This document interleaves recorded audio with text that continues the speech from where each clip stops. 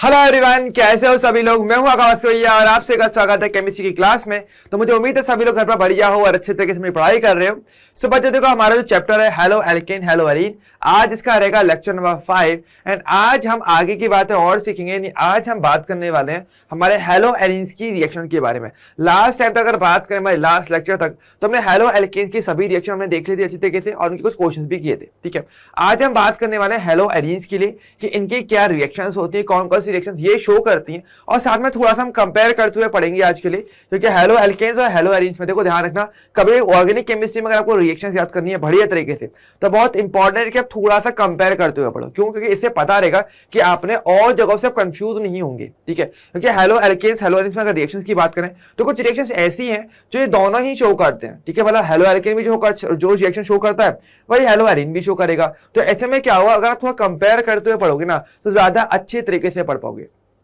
Okay, तो आपको पता रहेगा कि हेलो एल्केन्स और हेलो एरीन्स में एक्चुअल में डिफरेंस कहां पर आ रहा है, कौन सी केमिकल रिएक्शंस इनकी और इनके लिए अलग अलग होती हैं, ताकि अगर आपको जैसे मान लो बोर्ड एग्जाम के अंदर मान लो आपसे कंपैरिजन भी पूछ लिया जाए तो आपको वो भी पता रहे। ठीक है, तो इस तरीके से आप ज्यादा अच्छे तरीके से और पढ़ पाओगे। ओके, तो सभी लोग वीडियो को स्टार्टिंग से लेकर लास्ट तक देखना अच्छे तरीके से, वीडियो को लाइक करके रखना और शेयर करके रखना। ओके, एंड कमेंट करके मुझे जरूर बताना कि आपको क्लास कैसी लगती है। ओके, चलिए, तो आज के अगर टॉपिक की बात करें तो आज कौन से टॉपिक पढ़ेंगे, reactions of hello arenes. Okay, तो आज हम हेलो एरीन्स की जितनी भी रिएक्शंस हैं इनके बारे में आज हम बात करने वाले हैं और कौन कौन सी रिएक्शंस हैं जो ये शो करती हैं। तो एक बार थोड़ा सा देख लेते हैं।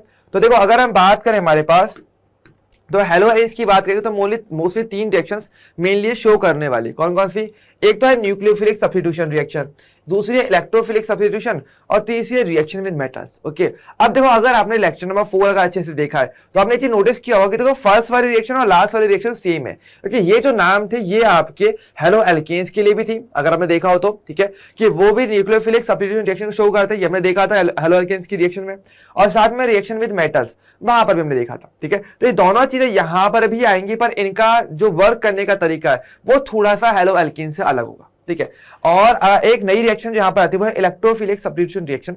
तो हर एक को हम समझेंगे आराम से डिटेल में एक एक तरीके से। ओके, तो शुरुआत करते हैं सबसे पहली रिएक्शन से, जो है मेरा न्यूक्लियोफिलिक सब्स्टिट्यूशन रिएक्शन। देखो, अगर बात करें यहाँ पे कि हेलो एल्केन्स भी इस रिएक्शन को शो करते हैं और हेलो एरीन्स भी, लेकिन अगर कंपेयर किया जाए तो हेलो एरीन्स जो होते हैं ना वो इस रिएक्शन को कम शो करते हैं, मतलब नॉर्मली वो इस रिएक्शन को शो करना प्रेफर नहीं करते। आगे देखो, थोड़ा सा हम कंपेरिजन देखते हैं पहले हेलो एल्केन्स में और हेलो एरीन्स में।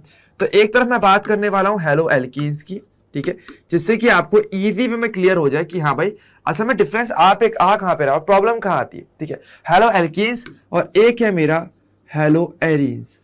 ठीक है, सो देखो, अगर हम बात करें यहां पर बहुत ध्यान से देखना। मैं एक हेलो एल्केन का एग्जांपल बनाता हूं, जैसे कि मान लो आपको दे रहा हूं CH3 और मेरे पास मैंने मान लो यहाँ पे क्लोरीन लगा दिया। ठीक है, ये क्या, एक सिंपल एक मिथाइल क्लोराइड, एक छोटा सा मैंने हेलो एल्केन ले लिया। हेलो एरीन में बात करता है, चलो मान लो मैं ये लेता हूँ, हेलो एरीन में क्या होगा, मेरे पास बेंजीन होगा और बेंजीन के ऊपर क्या होगा, क्लोरीन मैंने जोड़ दिया। ठीक है, इस तरीके से। ठीक है, अब देखो अगर सब्स्टिट्यूशन होना है, क्योंकि देखो न्यूक्लियोफिलिक सब्स्टिट्यूशन में क्या होता है, एक न्यूक्लियोफाइल आता है और वो दूसरे न्यूक्लियोफाइल को सब्स्टिट्यूट करने का काम करेगा। न्यूक्लियोफाइल कौन होते हैं, जिनके पास नॉर्मली नेगेटिव चार्ज होते हैं, क्योंकि वो पॉजिटिव चार्ज, न्यूक्लियस जिस पर पॉजिटिव चार्ज होता है उसकी तरफ वो ज्यादा आकर्षित होते हैं, उसकी तरफ ज्यादा अट्रैक्ट होते हैं, है ना। तो न्यूक्लियोफाइल वर्ड तो आपको पता ही है, जिसपे क्या होता है, जिस पर नॉर्मली नेगेटिव चार्ज हो, है ना। तो एक नेगेटिव चार्ज वाला एक एटम या एक आयन आएगा और वो एक नेगेटिव चार्ज वाले एटम या आयन को हटा देगा। जैसे हम जानते हैं कि यहाँ पे हैलोजन जो होते हैं उनकी इलेक्ट्रोनेगेटिविटी क्योंकि कार्बन से ज्यादा होती है तो इस पर नेगेटिव आता है और यहाँ पर इस हैलोजन पे नेगेटिव नॉर्मली रहेगा। अब होगा क्या कि जब न्यूक्लियोफाइल आएगा इस तरीके से तो इधर आएगा, इन दोनों के बीच में रिएक्शन हो गया, इसको हटा देगा, क्या बन जाएगा, मेरा बन जाएगा CH3 और NU। इस टाइप से आप अपना प्रोडक्ट बनाओगे। सेम चीज क्या कहीं ना कहीं वहां पर भी करना चाहते हो, हेलो एरीन्स में तो ये होना चाहिए न्यूक्लियोफिलिक सब्स्टिट्यूशन का मतलब क्या है कि क्लोरीन हट जाए, उसकी जगह कोई दूसरा न्यूक्लियोफाइल आ जाए। तो क्या बनेगा, मान लो न्यूक्लियोफाइल जैसे आया, न्यूक्लियोफाइल आया और आप चाहते हो कि वो हट जाए, तो क्या होगा, चाहते तो आप ये हो कि यहाँ पर इस तरीके से रिएक्शन होनी चाहिए, है ना, कि मेरा न्यूक्लियोफाइल आएगा वो क्लोरीन की जगह आएगा, क्लोरीन को हटा देगा। ठीक है, तो इस टाइप से क्या होगा, सब्स्टिट्यूशन हो जाएगा। तो होना ये चाहिए। ठीक है, पर नॉर्मली ये देखा जाता है कि nucleophilic substitution reaction haloalkanes तो शो कर लेते हैं, वहां तो प्रॉब्लम है नहीं क्योंकि उन्होंने पूरा डिटेल में पढ़ा ही है। ठीक है, लेकिन बात करें हेलो एरीन्स में तो वो इतनी इजिली शो नहीं करते। क्यों नहीं करते, कोई देखो, अगर हम बात करें हेलो एरीन्स में तो थोड़ा सा स्ट्रक्चर बना करके समझते हैं इसको और बढ़िया तरीके से कि हेलो एरीन्स में एक्चुअली प्रॉब्लम आ कहाँ रही है। ठीक है, सो देखो क्या है, मेरे पास ये मेरा हेलोजन है, ये मेरा हेलो एरीन हो गया। ठीक है। और हम जानते हैं हेलोरीन पे जो हेलोजन होता है उसके पास 3 लॉन पेयर होते हैं, ठीक है। अब होता ये है कि इसके जो लॉन पेयर होते हैं ना वो असल में इस बेंजीन रिंग के साथ क्या रेजोनेंस में रहते हैं। रेजोनेंस कैसे करके देखो, आपको पता है कि यहाँ पर देखो लॉन पेयर है और आपके पास पाई बॉन्ड है, तो यहाँ पर क्या होता है रेजोनेटिंग स्ट्रक्चर बनती है। कैसे कि ये जो लॉन पेयर के इलेक्ट्रॉन्स है ये बेंजीन रिंग में आने की कोशिश करेंगे, कैसे यहाँ ऐसे। तो एक बार के लिए मैं इनकी रेजोनेटिंग स्ट्रक्चर सभी की बना के आपको दिखा देता हूं ताकि आपको क्लियर हो जाए कि एग्जैक्टली किसकी बात की जा रही है। तो होता क्या है कि यहां पर इस तरीके से क्या है लॉन पेयर शिफ्ट होगा यहां पर, और जहां से यहां पर तो बन जाएगा कि डबल बॉन्ड बन जाएगा, और ये जो पाई बॉन्ड है ये आपके इस कार्बन पे आकर के बैठ जाता है लॉन पेयर के फॉर्म में या नेगेटिव चार्ज के फॉर्म में।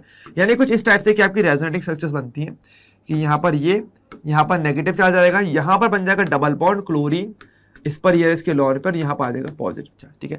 तो इस तरीके से क्या होता है यहाँ पे रेजोनेटिंग स्ट्रक्चर्स बनना स्टार्ट हो जाती है, ठीक है। यानी हमारा जो लॉन पेयर है उसके जो इलेक्ट्रॉन्स है वो बेंजीन रिंग में पूरा घूमते हैं, ठीक है, उसको बोलते हैं रेजोनेंस करना, ठीक है। तो यहाँ पर क्या होगा रेजोनेंस होगा, ठीक है। अगेन क्या होगा वही चीज फिर से होगी, ये लॉन पे अब यहाँ पर ये नेगेटिव चार्ज यहाँ पर आएगा और लॉन पे के इलेक्ट्रॉन्स इस वाले कार्बन पे शिफ्ट हो जाएंगे, जिससे इस कार्बन पे क्या हो जाएगा नेगेटिव आ जाएगा। क्या बनेगा मेरे पास अगली स्ट्रक्चर कुछ ऐसे बन जाएगी, और यहाँ पर डबल बॉन्ड रहेगा। और क्लोरीन पे देखो पॉजिटिव चार्ज इसलिए है क्योंकि देखो नॉर्मली क्लोरीन पे अगर देखें तो टोटल 6 इलेक्ट्रॉन थे, है ना, लेकिन यहाँ पर जो लॉन पे चला गया इसके पास है तो कहीं ना कहीं पॉजिटिव आना चाहिए ना, यानी इलेक्ट्रॉन्स कम हो गए क्योंकि यहाँ पे तो पॉजिटिव क्या दिखा रहा है इलेक्ट्रॉन की कमी को यहाँ पे शो कर रहा है, ठीक है। और यहाँ पर नेगेटिव और यहाँ पर ये स्ट्रक्चर बन जाएगा, ठीक है। फिर अगेन क्या होगा, अब ये लॉन पे ये नेगेटिव चार्ज फिर आगे बढ़ेगा और ये यहाँ पर चले जाएगा, और ऐसे में क्या होगा ये वाला पॉइंट यहाँ वापस इस तरीके से शिफ्ट होगा, ठीक है। तो इस तरीके से क्या है बेसिकली यहाँ पे चीजें होने वाली, ठीक है। या फिर देखो इसको आप ऐसे भी कर सकते हैं कि जैसे मैं थोड़ा फास्ट कर दिए थे, एक बार थोड़ा सा बैक करके दिखाऊं मैं आपको, तो थोड़ा सा और टुकड़ा में कर लेते हैं कि ये पहले लॉन पे यहाँ आएगा पहले तो, एंड इसके बाद क्या बनेगा मेरे पास, थोड़ा और स्टेप ले लेते हैं इसके लिए और अच्छे से समझाने के लिए। तो यहाँ पर नेगेटिव, यहाँ पे पाई बॉन्ड, यहाँ पे पाई बॉन्ड, या डबल बॉन्ड या क्लोरीन, इस पे लॉन पर एक पॉजिटिव चार्ज, ठीक है।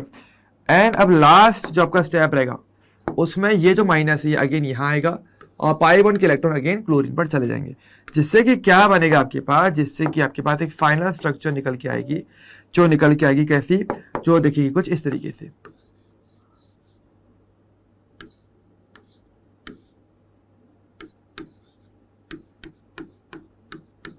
ये क्या है इस तरीके से क्या है बेसिकली आप क्लोरीन के लिए हेलो एरीन के लिए बात करें या क्लोरोबेंजीन के लिए अपनी रेजोनेटिंग स्ट्रक्चर्स को बनाते हैं, ठीक है। और जिससे हमें क्या पता चल रहा है, हमें क्लियरली ये पता चल रहा है कि हमारे पास जब रेजोनेंस होता है वो होता ही है कि जब बेंजीन से जब आप क्लोरीन को जोड़ दोगे तो क्या होगा रेजोनेंस होगा। अब रेजोनेंस से फर्क क्या पड़ा है देखो ध्यान दो, हमें क्या चाहिए, हमें चाहिए कि भाई अगर आपको न्यूक्लियोफिलिक सब्स्टिट्यूशन करवाना है तो एक डिमांड ये होती है ना कि भाई ये वाला बॉन्ड टूटना चाहिए, ठीक है। अगर ये बॉन्ड टूट जाएगा आसानी से तो मेरे को न्यूक्लियोफिलिक सब्स्टिट्यूशन इजीली हो जाएगा, और देखो यहाँ पर टूटना आसान है, ठीक है, क्योंकि सिंगल बॉन्ड है। लेकिन अगर बात करें यहाँ पर क्योंकि मुझे ये बॉन्ड तोड़ना है तो ये इजी नहीं है, क्यों नहीं है, अगर देखो रेजोनेंस की वजह से क्या होता है, यहाँ पर देखो क्या होगा डबल बॉन्ड करेक्टर आ गया, ये क्या यहाँ बन गया मेरा डबल बॉन्ड, और ये आप जानते हैं डबल बॉन्ड ज्यादा स्ट्रांग होता है मेरे सिंगल बॉन्ड से, है ना।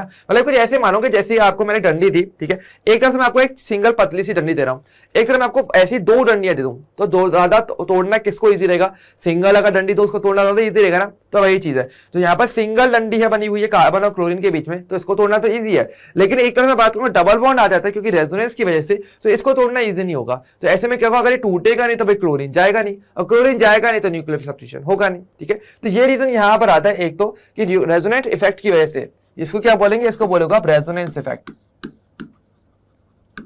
रेजोनेंस इफेक्ट, ठीक है।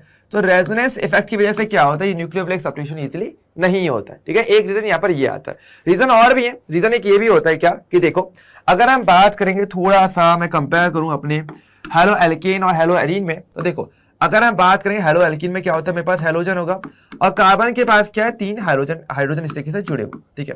ये तो मेरा क्या हेलो एल्कीन की स्ट्रक्चर हो जाती है।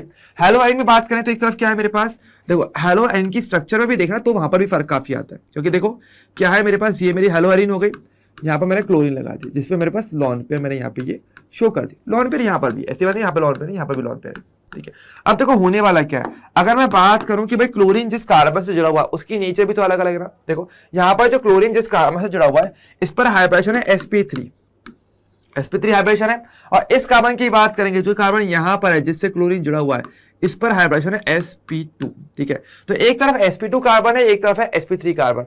तो एक बार ध्यान रखना कि जो sp2 कार्बन होता है ना, वो अगर देखें उसका और क्लोरीन के बीच में जो बॉन्ड बनेगा, जो बॉन्डिंग बनेगी, उसकी बॉन्ड लेंथ कम होगी, ठीक है। यानी कि देखो ध्यान देना, एक तरफ ध्यान दो, एक तरफ मेरे पास है sp3 कार्बन और क्लोरीन का बॉन्ड है, एक तरफ है मेरे पास sp2 कार्बन और क्लोरीन की बॉन्ड है, ठीक है। तो अगर मैं कंपेयर करूं दोनों की बॉन्ड लेंथ को, मैं किसको कंपेयर कर रहा हूं, मैं कंपेयर कर रहा हूं बॉन्ड लेंथ को, ठीक है। तो ध्यान देना कि जो sp2 कार्बन होता है ना, उसके केस में जो बॉन्ड लेंथ बनती है वो कम बनती है। यानी बॉन्ड लेंथ अगर कंपेयर किया जाए तो ये आपको देखने को मिलेगा कि sp2 कार्बन और क्लोरीन, इसकी जो बॉन्ड लेंथ होगी ये कम होगी किससे, मेरे sp3 कार्बन और मेरे क्लोरीन के बॉन्ड लेंथ के बीच की, ठीक है। तो अगर देखो जहां पर बॉन्ड लेंथ कम होगी, आपको पता है कि जहां बॉन्ड लेंथ कम होती है वो बॉन्ड ज्यादा स्ट्रांग होता है, क्योंकि आपके एटम ज्यादा पास पास आ जाते हैं। और ऐसे में अगर ये ज्यादा पास पास आ जाएंगे और बॉन्ड अगर स्ट्रांग हो जाएगा ऐसे भी, तो क्या हो जाएगा, तो बॉन्ड को तोड़ना ईजी नहीं रहेगा। तो वही चीज यहाँ पर। तो अगेन एक रीजन ये भी होता है कि नेचर ऑफ द कार्बन या आपका हाइब्रिडेशन ऑफ द कार्बन पे आपको डिपेंड करेगा कि हाँ भाई बॉन्ड लेंथ क्योंकि कम हो रही है। बॉन्ड लेंथ कम होने से क्या होगा, बॉन्ड में जो मॉलिक्यूल्स जो आपके एटम्स है बॉन्ड की, वो पास पास ज्यादा आ जाएंगे। तो ऐसे उस बॉन्ड को तोड़ना ईजी नहीं रहेगा। तो ये भी है। तो इसको क्या बोल सकते हो आप, इसको बोलोगे आप नेचर ऑफ कार्बन एटम, ठीक है, नेचर ऑफ कार्बन एटम। एक ये रीजन जो है ये भी आपके पास आ जाता है, ठीक है, इंपॉर्टेंट रीजन। ओके, अब इसके अलावा देखो और भी रीजन होते हैं। और क्या क्या रीजन होते हैं और समझो अच्छे से। देखो रीजन बहुत सारे हो सकते हैं, एक ही चीज को अलग तरीके से कहा जा सकता है। जैसे कि देखो एक रीजन की बात करें हमारे पास, जैसे कि मैं वही स्ट्रक्चर बनाऊं क्लोरीन की, ठीक है, यहाँ पर हाइड्रोजन, ये मेरा हाइड्रोजन, ये मेरा हाइड्रोजन, और एक तरफ मेरे पास क्या है, हेलो एरीन है, ठीक है। अब देखो मान लो कि मेरे पास रिएक्शन हमने करवा भी दी, मान लो किसी तरीके से रिएक्शन हुई। रिएक्शन कैसे हो रही थी आपको पता है, रिएक्शन ऐसे हो रही थी कि जब आप रिएक्शन करवा रहे हो, तो मैकेनिज्म अगर मैं फॉलो करूं मैकेनिज्म में, तो क्या होता है, जब हेलो एल्केन जब रिएक्शन करते हो क्या होता है, पहले कार्बन और हेलोजन के बीच का बॉन्ड टूटता है। ये होता है ना कि होता है क्या एक्चुअल में, मैकेनिज्म अगर मैं फॉलो करता हूं, मैकेनिज्म की भी समझाऊं, तो यहाँ पर ये बॉन्ड पहले टूटेगा। जब ये बॉन्ड टूटेगा तो क्या बनता है आपको पता है, पहले बनता है मेरा कार्बोकेटायन बनता है ना, और यहाँ पर मेरे हाइड्रोजन जो है वो अलग अलग बने हुए हैं, ठीक है, हाइड्रोजन बने। अब तो इस कंडीशन में क्या है, ये जो कार्बोकेटायन है ये कहीं ना कहीं स्टेबल हो पाता है, क्योंकि देखो हाइड्रोजन की जगह पर अगर कोई दूसरे प्लस आई इफेक्ट के ग्रुप जुड़े हुए हैं तो वो उसको कहीं ना कहीं स्टेबल कर देंगे, ठीक है। यानी ये कंपैरेटिवली स्टेबल रह सकता है एक बार के लिए। लेकिन अगर ये बॉन्ड अगर टूट जाए तो क्या बनेगा आपके पास, तो बन जाएगा आपके पास फेनिल कैटायन आपके पास बन जाएगा, ठीक है। ये क्या बन जाएगा आपके पास, बन जाएगा फेनिल आयन, फेनिल आयन। और ये जो आयन है, अब देखो ये कार्बोकेटायन जिस पे बना है, जिस कार्बन पे बना है, अब यहां पर क्या रेजोनेंस नहीं होने वाला, क्योंकि देखो यहां पर अगर देखें तो रेजोनेंस की पॉसिबिलिटी नहीं है। तो ऐसी कंडीशन में ये जो फेनिल आयन बनता है ये इतना स्टेबल नहीं रहता कंपैरेटिवली, ठीक है। क्यों नहीं हो पा रहा है, क्योंकि due to not of resonance, because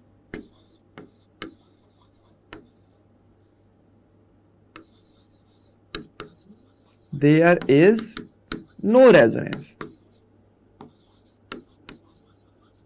ठीक है, क्योंकि यहां पर क्या कोई रेजोनेंस नहीं हो रहा, जिस वजह से क्या स्टेबल नहीं हो पाएगा। और स्टेबल नहीं हो पाएगा तो यार ऐसी चीज बननी भी नहीं चाहिए। लेकिन देखो रिएक्शन कब होती है, रिएक्शन इजीली तब मानी जाती है कि देखो जब रिएक्शन हो और आगे जो बनने वाला जो प्रोडक्ट है या जो भी आपका इंटरमीडिएट बन रहा है वो कहीं ना कहीं स्टेबल रह पाए। अगर वो स्टेबल ही नहीं होगा तो भाई रिएक्शन इस स्टेप तक पहुंचेगी नहीं।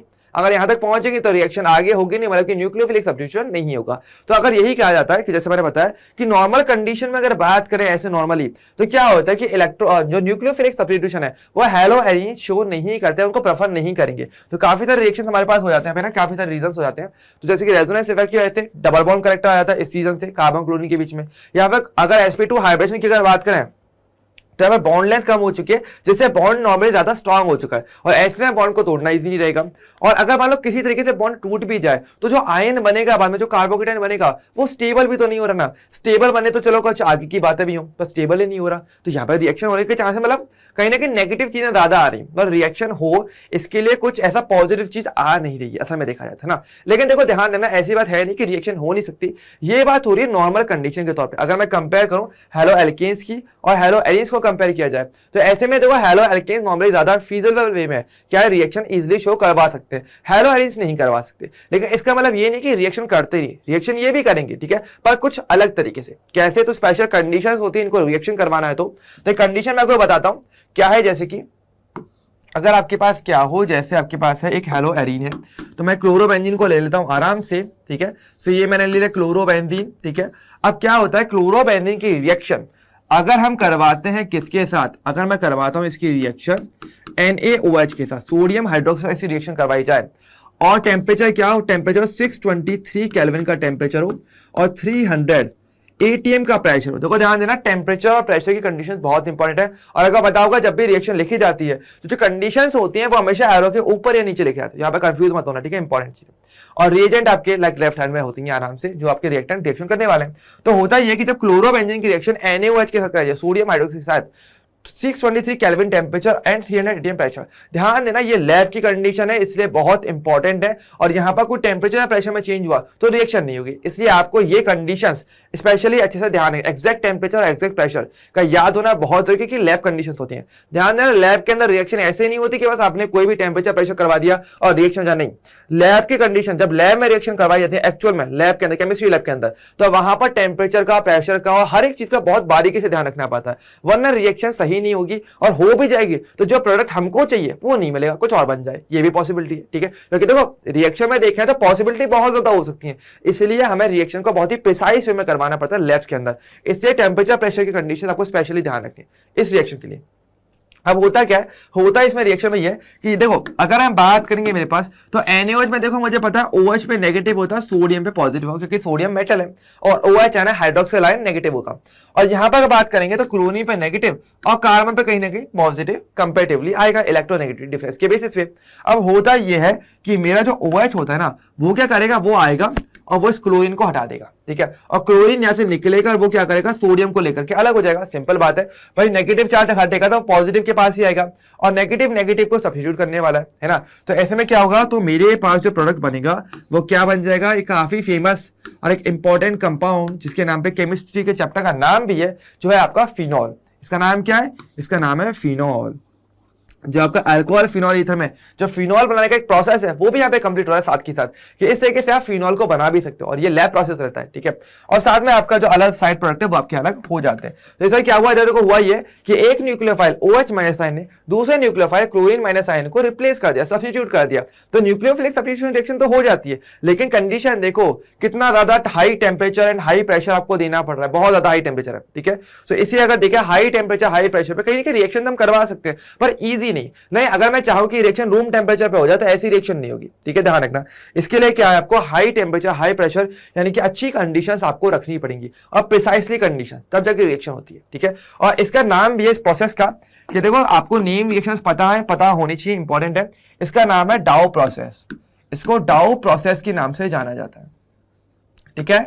तो ये आपकी फर्स्ट नेम रिएक्शन यहाँ पे और आ रही है धीरे धीरे करके, कि देखो ये आपकी क्या है, नेम रिएक्शन है, इंपॉर्टेंट काफी ज्यादा, कि हम रिएक्शंस के अंदर भी नेम रिएक्शन की काफी बात करेंगे धीरे धीरे, और जैसे मैंने नाम करे भी थे। तो यहाँ पर क्या है, डाउ प्रोसेस इसको कहा जाता है और नेम रिएक्शन आपको स्पेशली ध्यान रखनी है, ये इंपॉर्टेंट रहता है, ओके। सो इस प्रोसेस में क्या आपको पता चल रहा है कि रिएक्शन होती तो है, लेकिन कंडीशंस काफी अच्छी खासी रखनी पड़ती हैं, हाई टेम्परेचर हाई प्रेशर, बहुत ही प्रिसाइज टेम्परेचर प्रेशर रखना पड़ता है, तब जाके रिएक्शन हो पाती है, और नॉर्मल कंडीशन में ऐसी रिएक्शंस नहीं होती, ओके। तो ये आपका डाउ प्रोसेस बहुत इंपॉर्टेंट है फिनॉल बनाने के लिए भी, okay.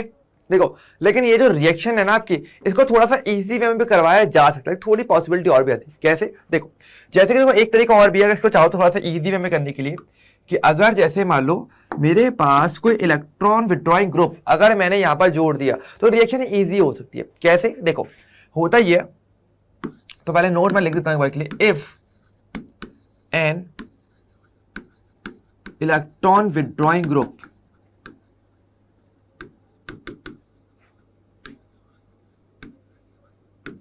is added on ortho and para positions, ortho and para positions, reaction will be feasible,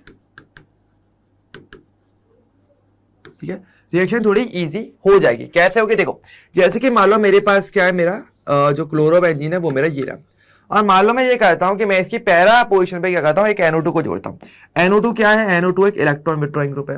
ये क्या है मेरा, एक इलेक्ट्रॉन विड्रॉइंग ग्रुप,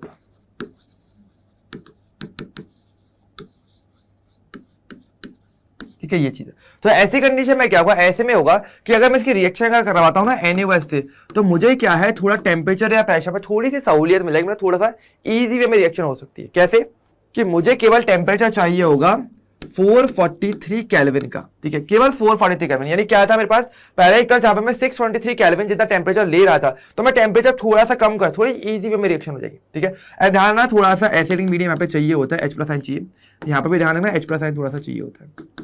ओके, थोड़ा एसिडिक मीडियम। ठीक है, तो यहाँ पर क्या होगा, तो रिएक्शन हो जाएगी और आराम से क्या होगा, मेरा जो क्लोरीन है वो थोड़ा इजी वे में अब सब्स्टिट्यूट हो जाएगा OH के भी। क्योंकि देखो न्यूक्लियोफाइल तो OH ही है, तो सब्स्टिट्यूट तो वही करेगा। ठीक है, पर यहाँ पे थोड़ा सा टेम्परेचर प्रेशर थोड़ा इजी कम हो जाएगा, थोड़ा ज्यादा नहीं लगाना पड़ेगा, कम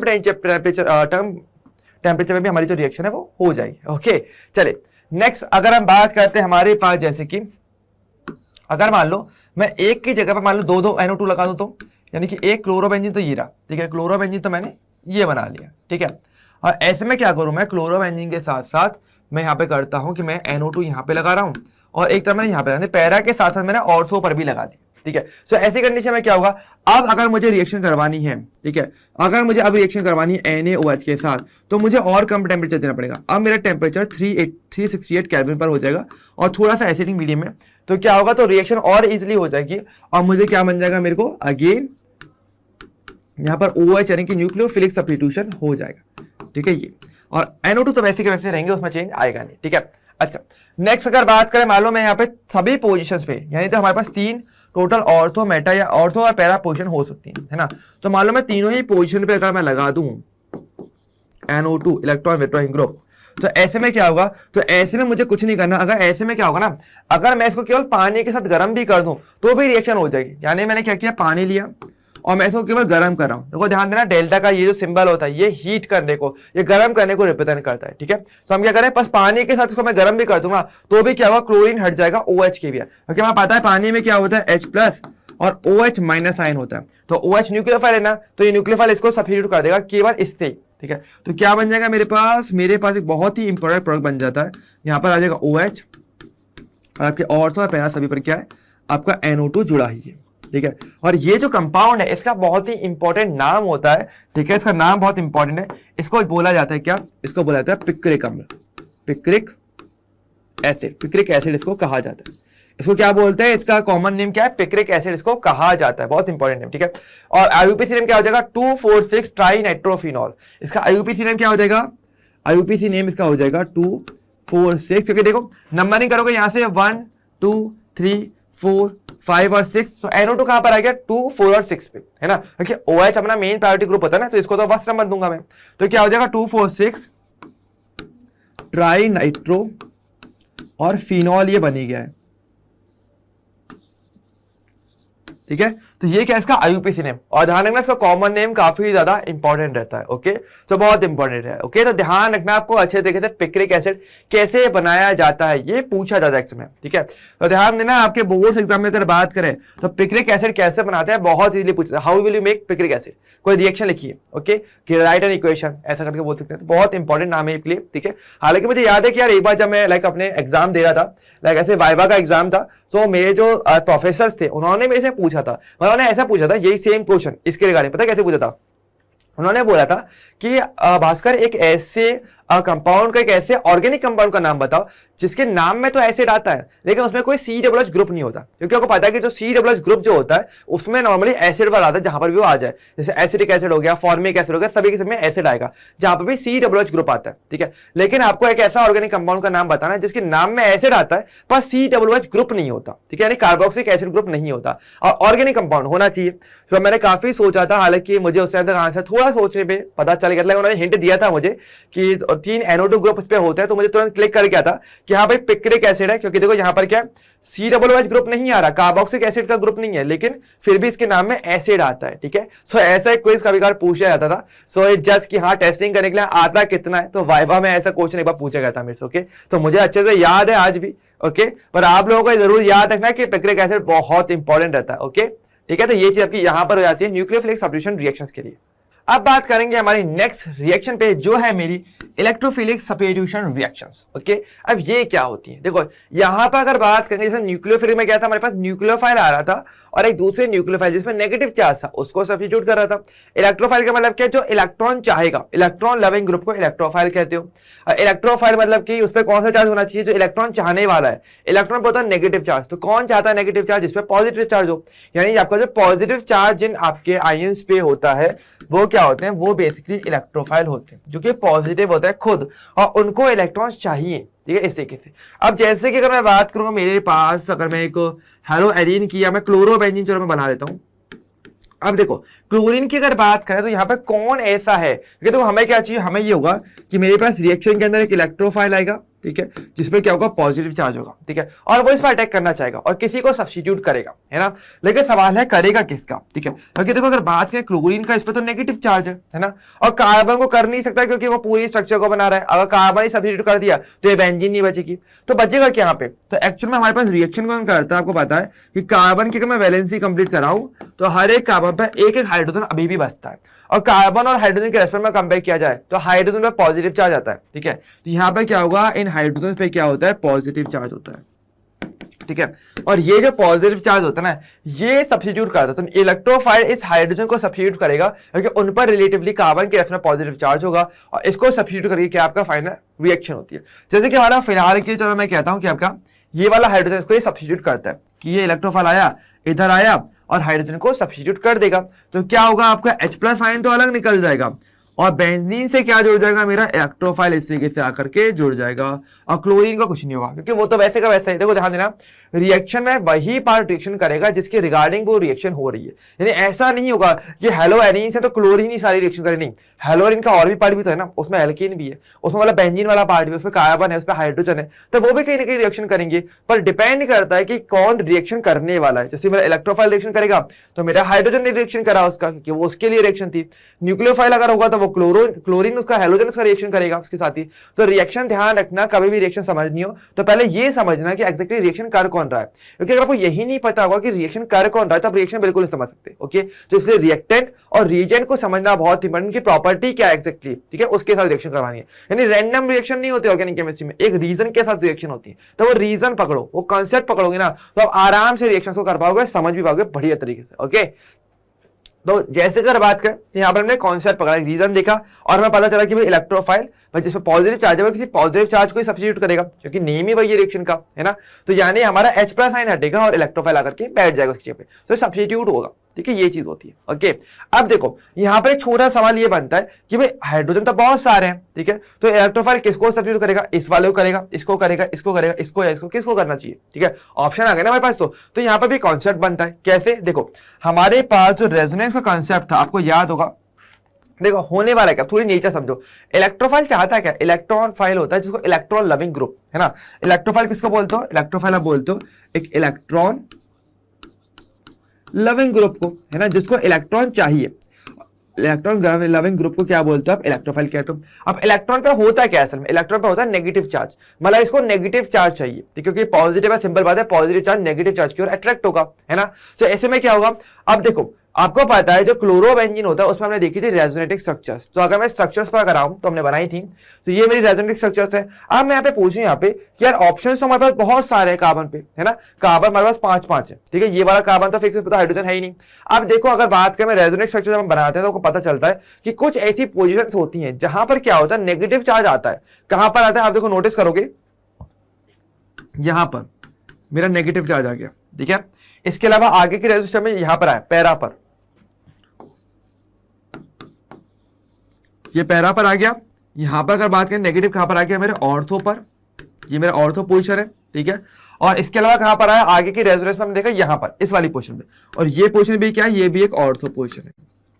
तो हमने देखा कि जो हेलो एरीन जो होती है उसके पास अगर देखें तो काफी सारी पोजीशन होती है ना, अब ऑर्थो होती है, मेटा होती है, पैरा होती है। लेकिन जब रेजोनेंस बनाया जाता है, क्योंकि देखो रेजोनेंस ऑटोमेटिकली चलता रहता है हमेशा, इसको हमें बनाने की जरूरत तो है नहीं, क्योंकि ये तो लगातार चलता रहेगा, जो तो मॉलिक्यूल है भाई, इलेक्ट्रॉन तो लगातार रेजोनेंस करते रहेंगे इसके। तो ऐसे में क्या होगा, इस रेजोनेंस की वजह से ये होने वाला है कि ऑर्थो एंड पैरा पोजीशन आप देख पा रहे हो कि वहां पर नेगेटिव चार्ज आ रहा है। अब अगर मान लो इलेक्ट्रोफाइल को अटैक करना हो तो वो कहां पे करेगा, या तो वो करना चाहिए ऑर्थो पे, क्योंकि वहां पे नेगेटिव आया, क्योंकि उसमें तो पॉजिटिव था, या फिर वो करना चाहिए पैरा पर, है ना, पर मेटा पर तो नहीं करेगा कम से कम, क्योंकि मेटा पर देखना तो रिलेटिवली नेगेटिव चार्ज तो कोई आया नहीं है, वो जैसा था वैसे का वैसे ही रहता है। लेकिन इलेक्ट्रोफाइल को क्या चाहिए, जहां नेगेटिव आ जाए, ठीक है, जहां ज्यादा इलेक्ट्रॉन्स हो। तो ऑर्थो एंड पैरा पोजीशन पे रेजोनेंस की वजह से ज्यादा नेगेटिव चार्ज आता है, जिस रीजन से इलेक्ट्रोफाइल वहां अटैक करता है। और इस रीजन से होता है हमारे जो हेलो एलिन्स होते हैं वो ऑर्थो एंड पैरा डायरेक्टिंग होते हैं। ओके, यानी कि इंपॉर्टेंट कॉन्सेप्ट यहां पर एक आता है, बहुत इंपॉर्टेंट चीज है कि देखो अगर मैं कभी भी किसी हेलो एलिन को बनाता हूं तो कॉन्सेप्ट क्या है मेरे पास, बहुत ध्यान से, बहुत अच्छा कॉन्सेप्ट आ गया। तो मेरे पास क्या है, ड्यू टू रेजोनेंस। तो अगर मैं इसकी बात लिखना चाहूं तो मैं यहां पे ये लिखूंगा क्या कि due to resonance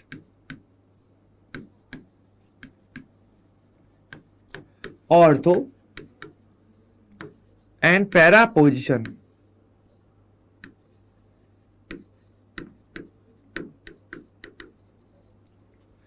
gate negative charge. ये मैं कह सकता हूं सक्सेसफुली, है ना, इजीली कह सकता हूं कि भाई जब रेजोनेंस होता है तो उसकी वजह से ऑर्थो एंड पैरा पोजीशन जितनी भी हैं सभी पर क्या होता है, नेगेटिव चार्ज आता है, ठीक है। And due to this electrophile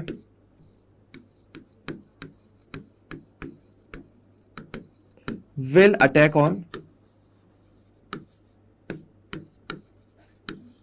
ortho and para, ठीक है। तो हमारा इलेक्ट्रोफाइल कहां पे अटैक करेगा, ऑर्थो एंड पैरा पर वो अटैक करेगा। ओके, यानी कि ऑर्थो पैरा कौन से हो गए, देखो हमें तीनों पोजीशन सारी पता ही तो है, ठीक है।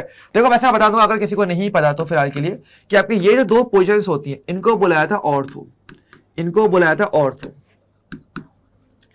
इस पोजीशन को बोला जाता है मेटा, ठीक है। ये मेटा है और ये भी क्या है, मेरा मेटा है।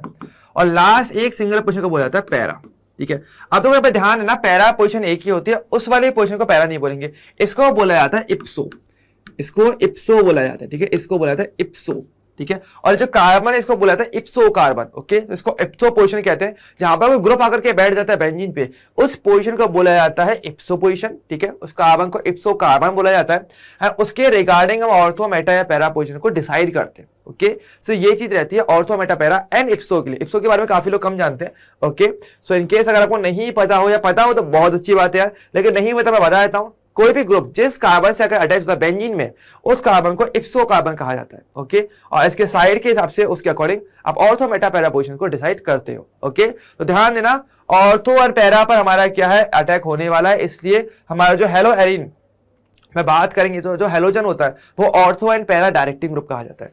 इस चीज को क्या बोलेंगे, इसको आप ये कह सकते हो कि जो हेलोजन्स होते हैं, ठीक है, तो ध्यान रखना कि जितने भी हेलोजन्स हैं, halogens are ortho and para directing, ठीक है।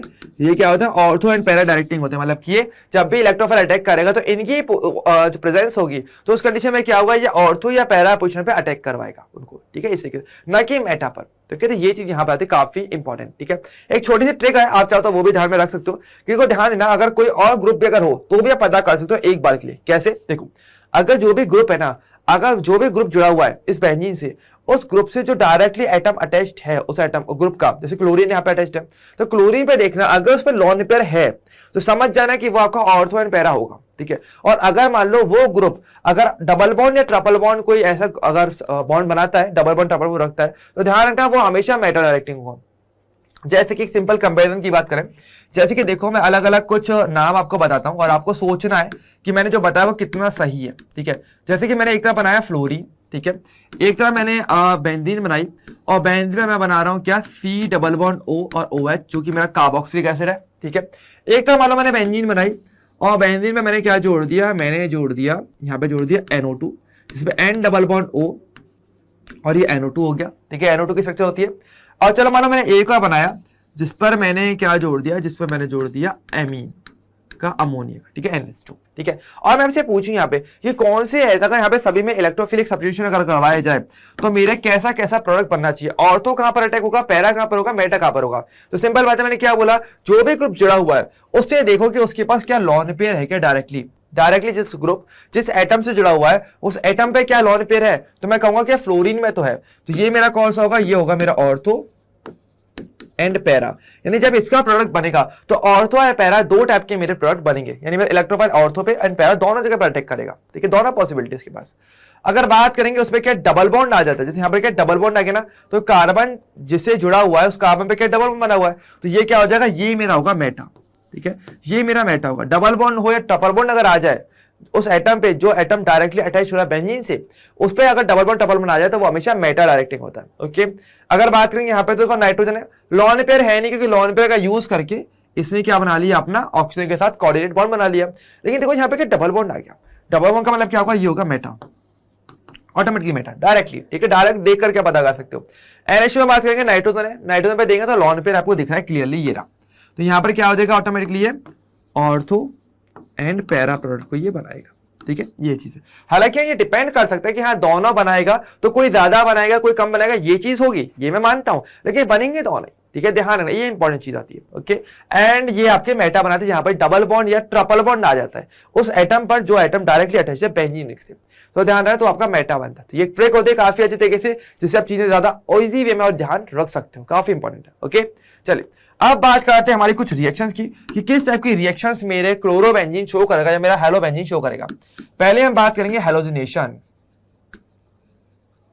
जो फर्स्ट रिएक्शन है आपके इलेक्ट्रोफाइल में, इलेक्ट्रोफिलिक सब्स्टिट्यूशन रिएक्शन में, वो है हेलोजिनेशन। बहुत ही सिंपल रिएक्शन है, आपको आराम से बस देखना और एक ही बार में क्लियर हो जाएगा। देखो होता क्या है मेरे पास, कि मेरे पास जो क्लोरोबेंजीन है उसकी रिएक्शन किससे करवाते हैं, तो नाम से पता चल रहा है, क्लोरोबेंजीन होगा, उसकी रिएक्शन करवाएंगे किसी न किसी हेलोजन के साथ। ठीक है, नॉर्मली ज्यादातर जो मेरे हेलोजन से रिएक्शन करते हैं, 4 हेलोजन है, फ्लोरीन, क्लोरीन, ब्रोमीन और आयोडीन।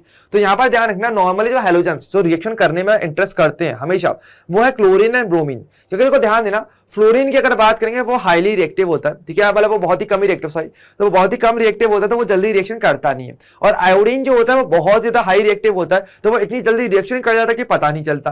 ठीक है, तो मतलब उसको ऑब्जर्व नहीं कर पाते। इसे नॉर्मल कंडीशन में जब हेलोजन की रिएक्शन की बात की जाती है तो ज्यादा क्लोरीन या ब्रोमीन या उसके कंपाउंड्स यूज में ले जाते हैं। तो अभी तक हमें देखा ना, मैं क्लोरोबेंजीन लिया था ज्यादा, मैंने फ्लोरोबेंजीन की बात नहीं करी, मैंने आयोडोबेंजीन की बात नहीं, क्यों नहीं करी, क्योंकि उनके केस में रिएक्शंस ऑब्जर्व कर पाना सिंपल इजी नहीं होता, मतलब बिल्कुल भी इजी नहीं होता। फ्लोरीन की बात करेंगे तो वो रिएक्शन कर नहीं पाएगा इजीली, वो बहुत ज्यादा टाइम लगाएगा, मतलब पता नहीं कितने साल, पता नहीं।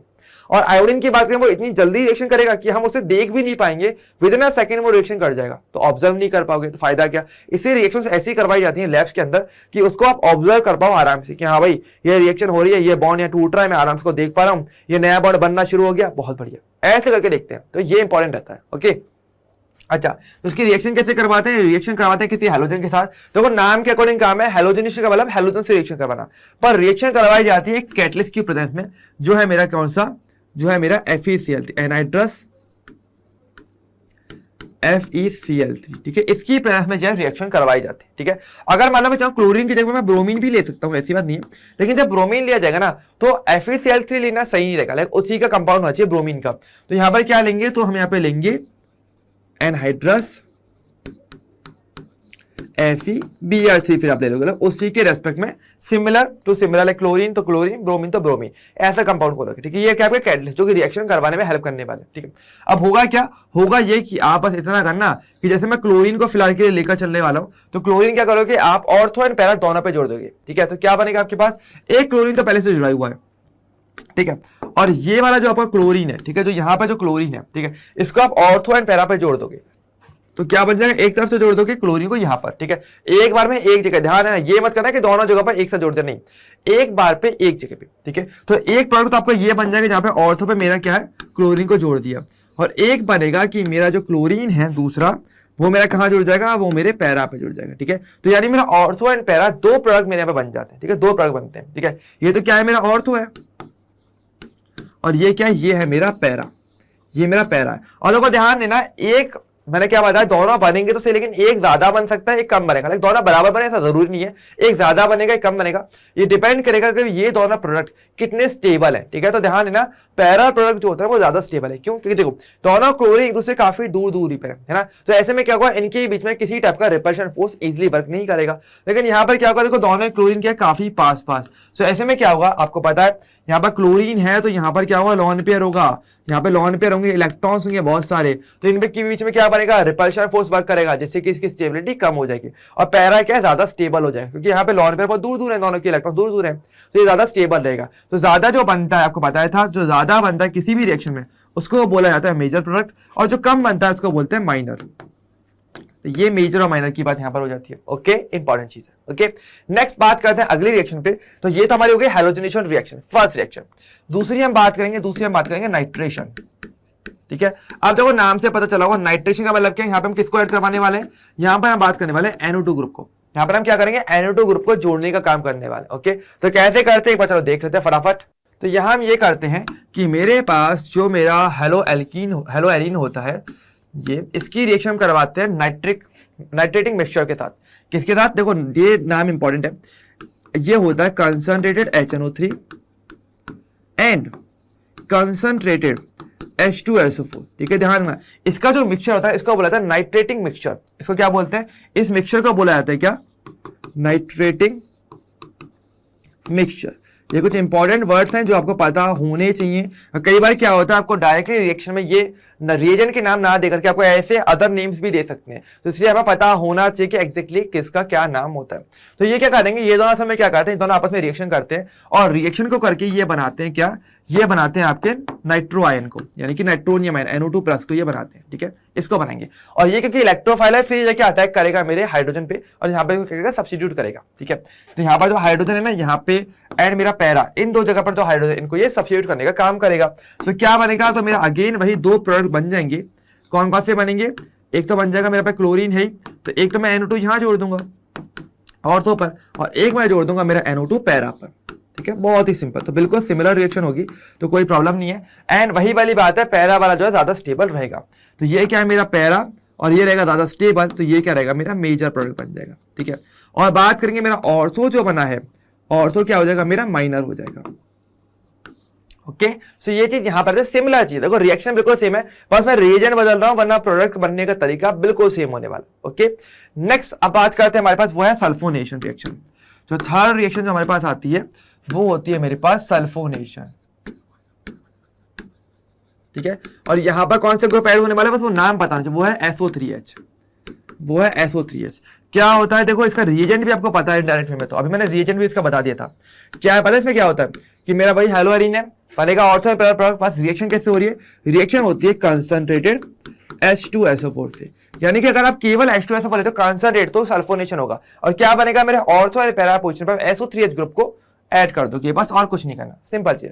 वहां से हाइड्रोजन क्या करोगे, सब्स्टिट्यूट ऑर्थो से एंड पैरा से, तो क्या बनेगा मेरा, सिंपली डायरेक्टली मेरा बन जाएगा क्लोरोबेंजीन। तो ये रहा मेरा, यहाँ पर क्या जुड़ जाएगा, एक तो SO3H यहाँ पर जुड़ जाएगा ऑर्थो पर, और प्लस क्या बन जाएगा मेरा, वही पैरा पर मेरा SO3H जुड़ जाएगा। और आपको पता है ज्यादा स्टेबल कौन बनेगा, मेरा पैरा बनेगा, क्योंकि ग्रुप दूर दूर है, तो इनके बीच में रिपल्शन नहीं रहेगा किसी टाइप का, यहाँ पर रिपल्शन बनता रहेगा। तो ये क्या बन जाएगा, पैरा मेरा मेजर। ठीक है, और ये क्या बन जाएगा, मेरा माइनर। ओके, ये चीज यहां पर आती है। ठीक है, नेक्स्ट अब बात करते हैं हमारी फोर्थ नंबर की रिएक्शन पे, जिसका नाम भी है, जो नेम रिएक्शन है, जिसका नाम है Friedel craft reaction. Okay, Friedel craft reaction. ठीक है, तो ये क्या है, बेसिकली इसका नाम हमारे पास रहता है फ्रीडल क्राफ्ट रिएक्शन का। ओके, तो बहुत ध्यान से आपको देखना अच्छे तरीके से। तो यहाँ पर क्या होता है, देखो इसको हम दो तरीके से पढ़ने वाले हैं। फ्रीडल क्राफ्ट की बात करें तो ये भी असल में दो टाइप की होती है, तो एक एक करके हम इसके अंदर दोनों कैटेगरी देखने वाले हैं। तो फर्स्ट मैं बात करूंगा, ए डाल के मैं कर लेता हूं। ठीक है, कि जब कोई भी आपका जो हेलो एरीन है, ठीक है, हेलो एरीन, इसकी रिएक्शन जब करवाई जाती है किसी एल्काइल हैलाइड के साथ, CH3Cl जैसे मैंने क्या ले रहा हूं यहाँ पर, ध्यान, रिएक्शन करवाई जा रही है एल्काइल हैलाइड के साथ, कोई भी एक एल्काइल हैलाइड हो सकता है। ठीक है, जैसे कि मैंने एक सिंपल छोटा सा एक एल्काइल है CH3Cl ले लिया। ठीक है, और रिएक्शन कैसे होगी, रिएक्शन होती है किसी एनाइड्रस AlCl3 की प्रेजेंस में। तो वो ध्यान देना, जो एनाइड्रस AlCl3 होते हैं, या फिर एनाइड्रस FeCl3, ये सब कहते हैं लेविस एसिड। ये क्या होते हैं, इनको कहा जाता है लेविस एसिड। ये क्या होता है, कोई लेविस एसिड होना चाहिए। ठीक है, तो जैसे कि मैंने यहाँ पे क्या ले लिया, आपका एनाइड्रस AlCl3 ले लिया। अब देखो बात करें, रिएक्शन बिल्कुल सेम है। अगर रिएक्शन करवानी तो मुझे क्या चाहिए, रिएक्शन मुझे पता है ऑलरेडी, ये इलेक्ट्रोफिलिक सब्स्टिट्यूशन है, मतलब मेरे पास यहाँ पर कोई इलेक्ट्रोफाइल होगा और वो यहाँ के हाइड्रोजन को सब्स्टिट्यूट करेगा ऑर्थो एंड पैरा दोनों जगह पे, है ना। तो यहाँ पर क्या है मेरे पास ऑर्थो एंड पैरा पोजीशन पर हाइड्रोजन सब्स्टिट्यूट होने वाली मैं जानता हूँ। अब देखो क्या होगा, क्लोरीन पे तो होगा नेगेटिव, पर CH3 पे तो पॉजिटिव होगा ना। यानी यहाँ पे मेरा इलेक्ट्रोफाइल क्या बनेगा, मेरा एक एल्काइल, एक कार्बोकेटन यहाँ पे इलेक्ट्रोफाइल बनता है और वो यहाँ पे सब्स्टिट्यूशन का काम करेगा। ओके, तरीका सेम है, बस आपको रिएजेंट पता होना चाहिए थोड़ा सा, ठीक है। सो क्या बनेगा मेरे पास प्रोडक्ट, तो वही सेम बात है, दो प्रोडक्ट आराम से बना दो। क्या बन जाएगा, क्लोरीन यहाँ पे और एक और ऐसे में बना देता हूँ और एक क्लोरीन मेरा यहाँ पे, ठीक है। और क्या बनेगा, एक तरफ आप CH3 आप जोड़ दोगे अपने ऑर्थो पे और एक तरफ जोड़ दोगे अपने पैरा पे, और वही वाली बात है, ये क्या बन जाएगा आपका मेजर बन जाएगा पैरा और ये बन जाएगा आपका माइनर, ठीक है। तो भाई सेम रिएक्शन है, बस इस रिएक्शन की खास बात ये आती है, इसका नाम क्या है, फिडेल क्राफ्ट रिएक्शन। और यहाँ पर क्या हो रहा है कि एल्काइल ग्रुप जो है वो बेंजीन रिंग के अंदर जा सकता है, ठीक है, मतलब कि हाइड्रोजन को सब्स्टिट्यूट कर रहा है। यानी इस रिएक्शन के तरीके से हम क्या कर सकते हैं, अगर कभी भी किसी बेंजीन रिंग के अंदर आपको किसी एल्काइल ग्रुप को जोड़ना है तो आप इस रिएक्शन का यूज बहुत ही इजीली कर सकते हो। तो ये फायदा रहता है जब इंटर कन्वर्जन सब आते हैं, जब कन्वर्जन रिएक्शन जब आती है ना, तो वहां पर इन चीजों का बहुत ध्यान रखा जाता है कि अगर जैसे आपको बेंजीन है, बेंजीन से मान लो आपको एक एल्काइल बेंजीन बनाना है, तो क्या करोगे, फिडेल क्राफ्ट रिएक्शन तुरंत यूज करोगे और आप तुरंत कन्वर्जन कर सकते हो। तो इस तरीके से कन्वर्जन भी होते हैं, ठीक है। यही तरीका होता है कि आपने रिएक्शन के रिएजेंट अपने पहचान लिए अच्छे तरीके से, तो आप इजीली अपनी रिएक्शन को करवा सकते हो, वो कुछ भी हो। ओके, तो प्रोडक्ट इतना इंपॉर्टेंट नहीं होता जितना इंपॉर्टेंट है मेरा रिएक्टेंट और रिएजेंट को पहचानना, क्योंकि अगर ये तो ना पता चल गए तो भाई प्रोडक्ट तो मैं अब खुद से बना सकता हूं,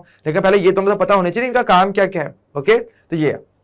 और इस रिएक्शन को बोला जाता है फिडेल क्राफ्ट एल्काइलेशन रिएक्शन। इसका नाम क्या है, इस रिएक्शन को क्या बोलते हैं, इसको बोलते हैं फिडेल क्राफ्ट एल्काइलेशन, इसको बोलते हैं फिडेल क्राफ्ट एल्काइलेशन रिएक्शन, ठीक है। तो ध्यान देना, तो ये तो आपका पहला कैटेगरी होती है फिडेल क्राफ्ट के अंदर, जहां पर एल्काइल ग्रुप अगर ऐड होता है तो उसको बोलते हैं Fidel craft alkylation reaction. Okay, तो ये आपकी फर्स्ट कैटेगरी आती है। अब बात करते हैं हमारी सेकंड पे, जो सेकंड वाला यानी बी में क्या होता है। बी में होता है कि मेरे पास जो अपना क्लोरोबेंजीन है, ठीक है, उसकी रिएक्शन कराते हैं एसिटिल क्लोराइड के साथ। किससे रिएक्शन कराते हैं, एसिटिल क्लोराइड। ये क्या होता है, ये होता है आपका CH3 C double bond O और C है, इसका नाम है एसिटाइल क्लोराइड, ठीक है। ये होता है, ठीक है। अब देखो होगा क्या, जब इसकी रिएक्शन करवाई जाएगी, वही वाली बात है, रिएक्शन किसमें होगी आपकी सेम, देखो इसके कंडीशन सेम है, बस रिएजेंट चेंज हो जाता है। यहाँ पर भाई सेम क्या रहेगा आपके पास, एनहाइड्रस AlCl3 रहेगा। और जब रिएक्शन करवाई जाएगी तो क्या होगा, वही बात है कि आपके पास को पता है आपको कि क्लोरीन पे होगा नेगेटिव और कार्बन पे पॉजिटिव होगा, यानी ये वाला बॉन्ड ब्रेक होगा और एसाइल जो आयन होगा वो इस पर आकर के जुड़ जाएगा ऑर्थो एंड पैरा पे। तो क्या बनेगा आपका, तो सिंपली आप अपने प्रोडक्ट को बना दोगे अब आराम से कि एक तरफ आपने एक क्लोरोबेंजीन बना लिया, एक तरफ आपने दूसरा वाला क्लोरोबेंजीन बना लिया, और बस आपका जो एसाइल ग्रुप है वो बस आप ऑर्थो एंड पैरा पर जोड़ दोगे। यानी क्या करोगे, यहाँ पे एक तरफ तो C double bond O CH3 अब यहां जोड़ दोगे और एक जोड़ दोगे यहाँ पे C डबल बॉन्ड O और CH3।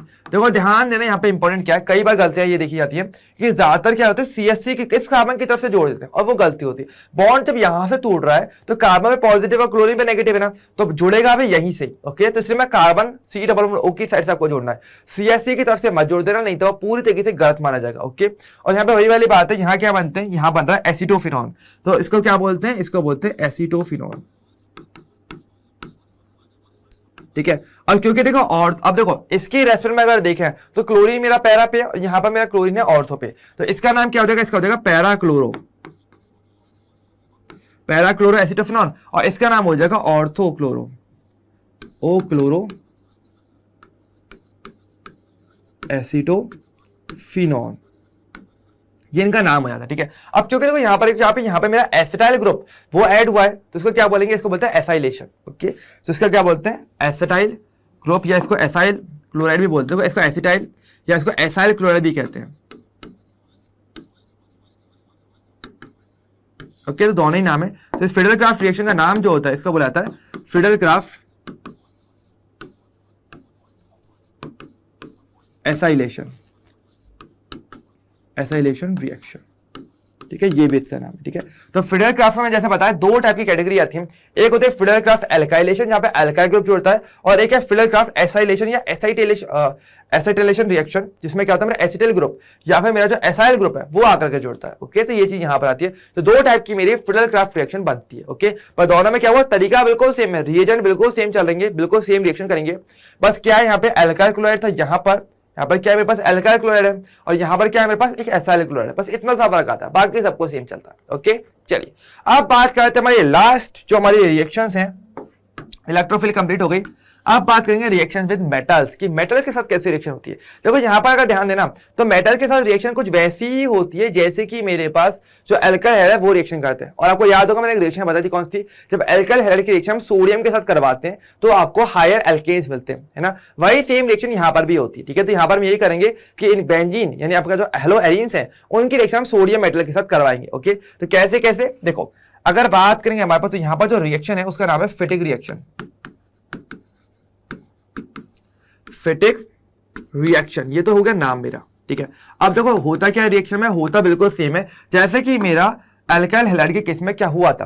वहां पर क्या किया था हमने, वहां पर हमने ये किया था कि दो एल्काइल हैलाइड लिए थे, उसकी रिएक्शन सोडियम से कराई थी ड्राई ईथर की प्रेजेंस में, जिसमें मुझे NaCl या जो Na हैलाइड है सोडियम हैलाइड वो अलग हो गया, तो मेरे को क्या मिला था, मेरा हायर एल्केन्स मिल गए थे। सेम यहाँ पर क्या होगा, मेरे पास मैं क्या लूंगा, हेलो एरीन्स लूंगा और कौन सा वाला, क्लोरीन को लूंगा, सिंपल बात है। इसकी रिएक्शन कराएंगे सोडियम के साथ और क्या होगा साथ में मेरा क्लोरीन और ये मेरा बेंजीन। ओके ड्राई ईथर में तो रिएक्शन जब यहां पे करवाई जाएगी तो सेम तरीका होगा। हमने क्या करेंगे, यहाँ पे कुछ नहीं करेंगे, बस यहां से ऐसे NaCl को आप निकाल दोगे, ठीक है। तो क्या हो जाएगा यहाँ पे, तो यहाँ पे हो जाएगा -2 NaCl और आपके पास ये जो बेंजीन का ये जो पार्ट है और ये जो पार्ट है दोनों ही आपस में आप जोड़ दोगे तो क्या बनेगा यहाँ पर आपके पास। तो इसको चलो मैं यहाँ पे अलग से बना के दिखाता हूँ। तो यहाँ पर जब रिएक्शन होगी तो क्या बनेगा, दोनों बेंजीन्स को बस आप इस तरीके से जोड़ दोगे, ठीक है, इस तरीके से, ठीक है। और ये जो हमारा यहाँ पर क्या दो जो फेनिल ग्रुप थे वो दोनों आपस में जुड़ गए, इसको बोला जाता है बाईफेनिल। इसको क्या हम नाम देते हैं, इसको बोलते हैं बाईफेनिल, ठीक है। और कभी कभी इसको डाईफेनिल भी कह देते हैं, नाम एक ही लेकिन, ठीक है, तो कंफ्यूज मत होना, ठीक है। डाईफेनिल या डाई या बाई ये वर्ड दो को रिप्रेजेंट करता है, तो दो फेनिल ग्रुप आपस में जब जुड़ गए इसको बोला जाता है डाईफेनिल या बाईफेनिल। ओके तो ये आपकी फिटिक रिएक्शन होती है। ओके अच्छा देखो इसी में अगर देखें तो एक रिएक्शन और भी है। अगर मतलब मैं क्या करूं, एक तरफ मेरे एल्काइल हैलाइड, ओके, और एक तरफ मेरे एराइल हैलाइड, यानी इन दोनों को मिक्स कर दूं, यानी वो रिएक्शन में क्या था, मेरे पास दोनों तरफ एल्काइल हैलाइड थे। फिटिक रिएक्शन में क्या है, दोनों तरफ मेरे पास एराइल हैलाइड है। मैं क्या करूं, दोनों को मिक्स कर दूं, एल्काइल हैलाइड और एराइल हैलाइड दोनों ले लूं और बीच में ले लूं सोडियम, तो क्या होगा, तो भी देखो क्या होगा, तो ऐसा होगा कि आपके पास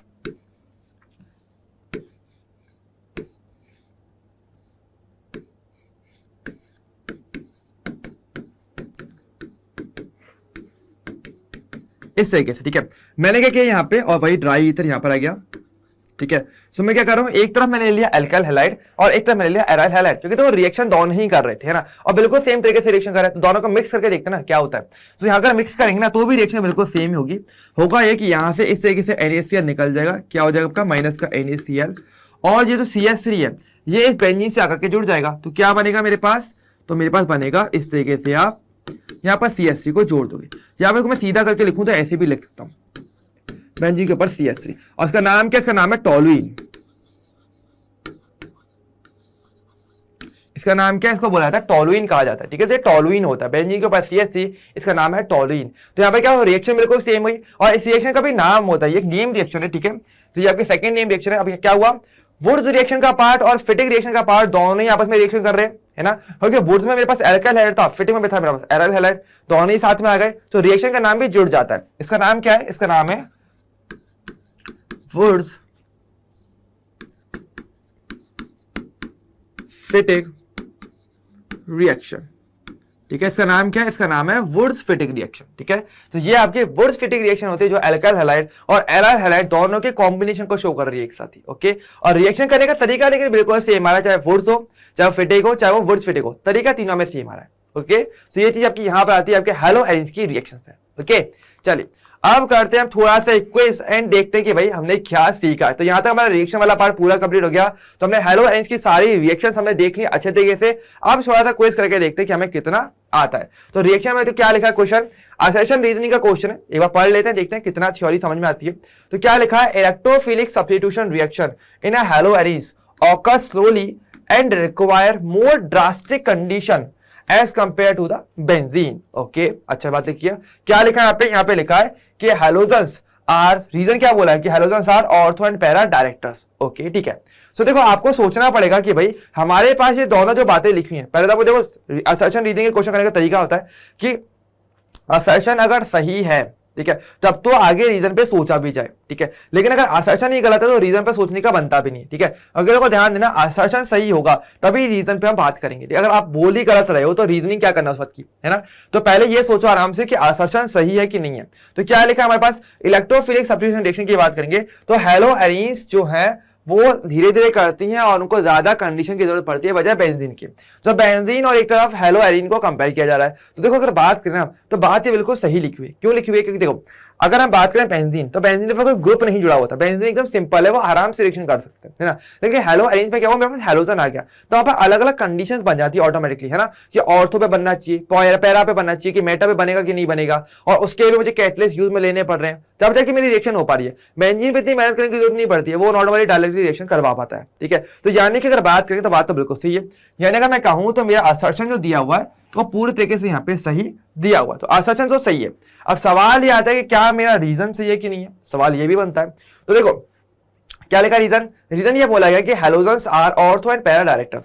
तो अगर देखा तो हमने पढ़ा तो था, है ना, कि जो हेलोजन्स होते हैं वो ऑर्थो एंड पैरा डायरेक्टिंग ही तो होते हैं, है ना, मेटा पे तो वो बनाते नहीं है। जो मेरा इलेक्ट्रोफाइल आएगा वो ऑर्थो एंड पैरा पर अटैक करता है, क्योंकि मैं बताया ट्रिक क्या थी कि अगर जिस भी ग्रुप पे जो जुड़ा हुआ है बेंजीन से, उस पर जो डायरेक्टली अटैच जो एटम है उस ग्रुप का, वो अगर उस पर लॉन पेयर है तो वो क्या करेगा, तो वो ऑर्थो पैरा प्रोडक्ट को बनाएगा। तो ये हमारे हेलोजन्स पे तो होता ही है, तो ऑर्थो पैरा डायरेक्टर्स तो ये होते हैं। तो देखिए तो बात तो दोनों सही लिखी हुई है, लेकिन देखो हमने एक चीज नोटिस किया। तो देखो अगर ऑप्शन में अगर थोड़ा सा देखूं तो ऑप्शन क्या लिखा है, if assertion and reason both are true and reason is also the correct explanation of assertion. तो एक तो ये है। दूसरा क्या लिखा हुआ है, assertion and reason both are true but reason not the correct explanation, okay. Third, assertion is true reason is false, या fourth both are false, okay, ठीक है। तो अगर देखा जाए तो दोनों मेरे सही तो हैं, ठीक है, दोनों ही सही, यानी ऑप्शन नंबर 3 या 4 तो मेरा वैसे नहीं है, ठीक है, कि फर्स्ट तो कोई नहीं, दोनों ही सही है। लेकिन सवाल ये आता है कि क्या मेरा रीजन मेरे असर्शन को अच्छे से एक्सप्लेन कर रहा है कि नहीं कर रहा, सवाल तो ये। तो हमने देखा कि बातें तो दोनों सही लिखी हुई है, लेकिन कोई रीजन नहीं दिया, मतलब रीजन बन नहीं रहा, ऐसा तुक नहीं बन रहा कि यार जो रीजन पे हमने पढ़ा है वो हमारे असर्शन को कोई सपोर्ट तो कर नहीं रहा। बस दोनों बातें लिखी हुई हैं, दोनों अलग अलग लेवल पे सही है, लेकिन दोनों कहीं पे कंबाइन नहीं हो रही किसी पॉइंट पे आकर के। ऐसा नहीं लग रहा कि रीजन मेरे असर्शन को बता रहा है ना, कुछ उसको एक्सप्लेनेशन तो दे नहीं रहा।